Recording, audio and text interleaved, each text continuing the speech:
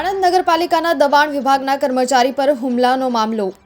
Chief officer અને પાલિકા પ્રમુખ આણંદ ટાઉન પોલીસ સ્ટેશને પહોંચ્યા। પાલિકાની દબાણ હટાવવાની કામગીરી દરમિયાન કોઈ અજાણ્યો શખ્સ આવી કર્મચારી પર હુમલો ચાલુ કરી દેવાયો। આણંદ વિદ્યાનગર રોડ પર ચાલી રહી હતી દબાણ દૂર કરવાની કામગીરી। સાહેબ, આજની જે ઘટના બની હતી કયા પ્રકારની આગળની કાર્યવાહી?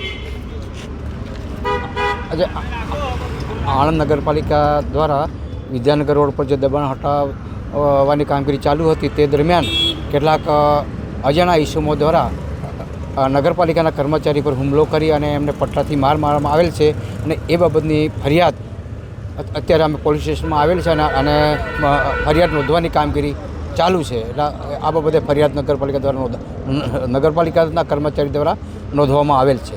સાહેબ, જનરલી દબાણ હટાવવા જતા હોય ત્યારે સામાન્ય રકઝક તો થતી જ હોય છે દરેકને, પરંતુ આ રકઝક ઉગ્ર કેમ બની? રકઝક ઉગ્ર એટલે બની કે જે ઈસમો દ્વારા જે સર્કલની નજીકમાં ટ્રાફિકને અડચણરૂપ જે ટેમ્પો ઊભી રાખીને જે ફ્રૂટ વેચતા હતા અને એ અમારા દબાણ ટીમે એ લારીઓ અને એ ટેમ્પીઓ હટાવતા ઉગ્ર રજૂઆત થયેલ હતી। સાહેબ, એવો પણ આક્ષેપ લગાવવામાં આવ્યો છે અને જે વિડીયો આવ્યા છે એ વિડીયોમાં પણ આક્ષેપ છે કે વાલાદવલાની નીતિ થઈ રહી છે। નગરપાલિકા દ્વારા કોઈ વાલાદવની અને નીતિ કરવામાં આવેલ નથી। જે રોડની માર્જિનવાળી જગ્યામાં જ્યાં ટ્રાફિકને નડતરૂપ નથી થતી એવી જગ્યાઓએ નગરપાલિકાએ હંગામી ભાડાપટ્ટા આપેલ છે, જેથી કોઈ વાલાદેવ નીતિ કરેલ નથી। સાહેબ, આ માથાભારે જે દબાણ કરતા હોય છે એમને શું કહેવા માગશો આ પ્રકારના વલણ સામે?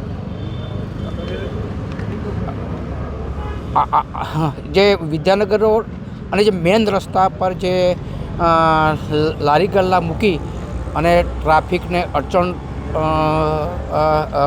રૂપ જે દબાણો કરેલ છે એમને એવા મેન રસ્તા પર દબાણો નહીં કરવા નગરપાલિકાની અને મારી પણ એવી અંગત લાગણી છે।